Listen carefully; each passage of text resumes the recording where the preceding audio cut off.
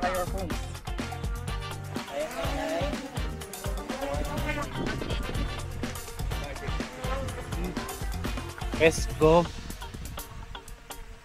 West Governor Heights, dito po yan sa Cabuco, Trece Martires, Cavite. And ito kasi may mga available pa tayong unit dito. So papakita lang natin yung community at saka yung update ng mga construction ng mga ginagawa natin na project. So papakita natin yung unit.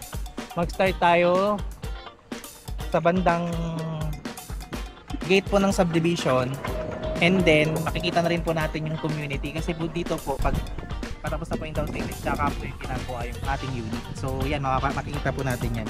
So dito pa lang po, ayan, para lang po makita nyo po yung community, ikutan lang natin ng kaunti. Ayan, as you can see.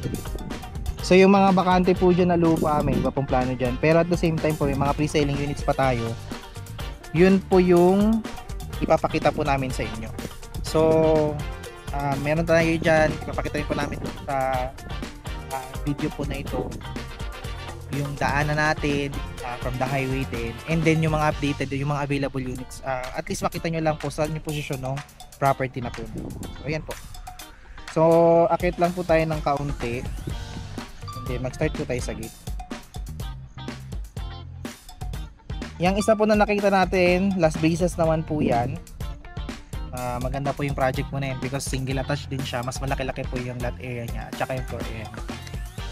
Nasa 5 million po yung mga TCP po ng mga project po doon. Medyo mas mura po si West Governor Heights.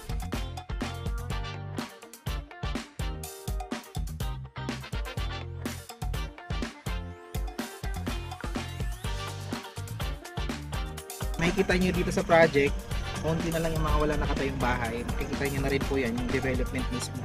Ang kagandahan nito, simulan po siguro natin dun sa may papuntang gate. Tayo ay nasa Governor's Drive na po yan, yung highway po na yan. Maluwag po no, yung kalsada natin kasi 4 lanes po kasi yan. So dito po, along the highway po mismo yung project natin sa Governor Heights. Pagpakaliwa po kayo from the project mismo, yan na po yung panaik natin, no? At Patansa.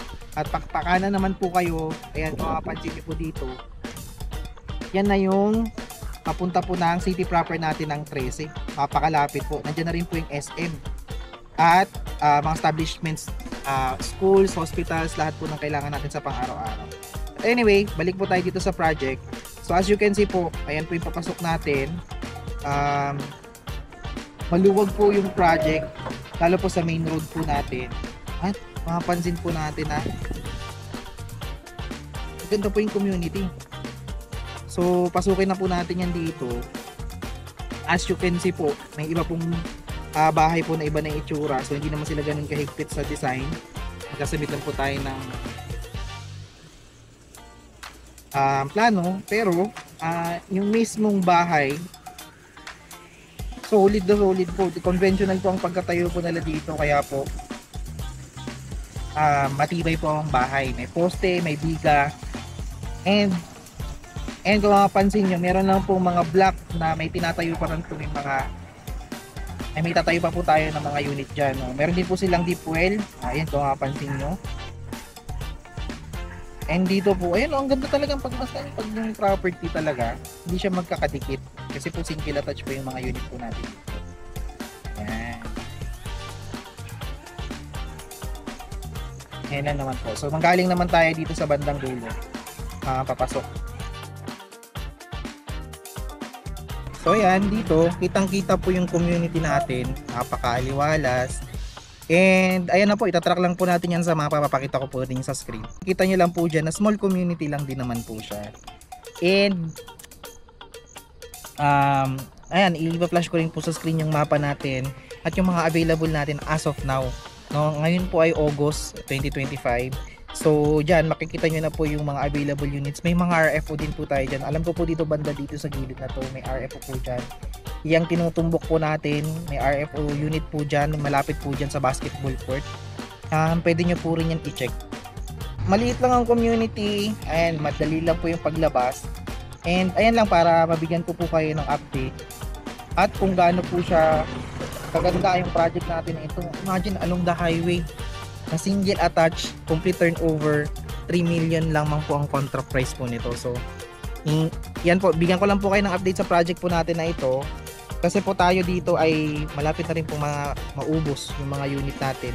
So at least lang, maidagdag nyo po ito sa option nyo, lalo po kung ang hinahanap nyo ay sa 13, single attach po, no? Na complete yung turnover, meron mga mabilis turnover na lipatan. Sa mga RFO natin, almost 300k yung kanilang promo, no? Less 300k, naka promo po yun. Meron tayong mga unit pa dyan, iilan sa RFO. Pero yun po iaabangan natin kasi parang naubos po namin last time yun. Sa mga pre-selling natin, 150k po yung promo po natin ngayon. Less po yan sa down payment po natin.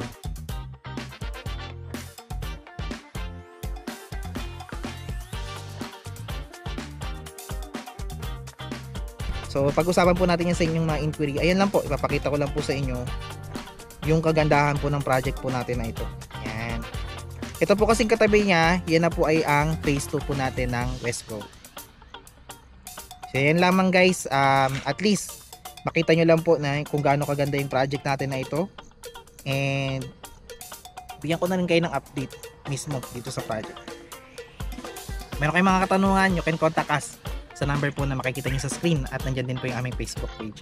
At magbabigay po kami ng mga update sa mga project po. Mag-comment po kayo below ano po yung mga project na gusto nyong lagyan natin ng update or aerial shot ng mga update ng project na kino-construct o yung mga nabili nyo na property para maglagay natin siya or makuha na natin siya at may schedule natin. So as long as dito po sa Cavite, kasi yung focus po natin na project is dito po sa Cavite, so ngayon mabibigyan ko po kayo ng update dyan. So from time to time, no? Lalo po kung kayo po ay nag-aabang kung ano na ba yung status ng construction ng inyong mga unit. So yun naman po yung isasama natin sa ating pag-vlog. Yan lamang po yung vlog natin for today. See you po sa susunod nating update ng project. This is West Governor Heights dito po sa Cabuco, 13 Martires, Cavite.